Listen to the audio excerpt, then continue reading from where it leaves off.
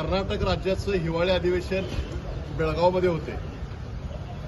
गेली 3 ते 4 वर्षाचा व्यवहार जर बघता तर यावेळेला महाराष्ट्र एकीकरण समिती महामेळावा घेते।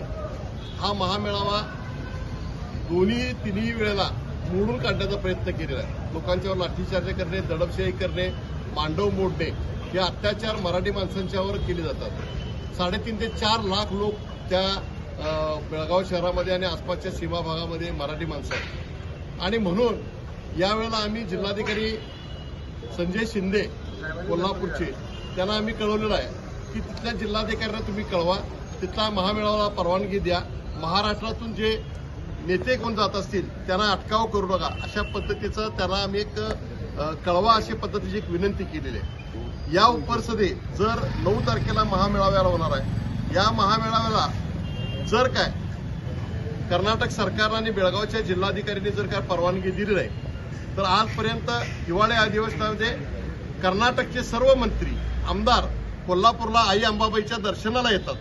आम्ही आजपर्यंत 3 वर्षामध्ये कधीही त्यांना अटकाव केलेला नाही। जर अशा पद्धतीने जर त्यांचा व्यवहार राहिला तर 9 तारखेला बेळगावच्या आणि कोल्हापूरच्या म्हणजे महाराष्ट्र आणि कर्नाटकच्या सीमेवर कोगनोळीवर आम्ही कर्नाटकच्या त्या गाड्या बंद करू आणि त्याचबरोबर कर्नाटकच्या मंत्र्यांना कोल्हापुरामध्ये आम्ही फिरू देणार नाही। Thank you sir.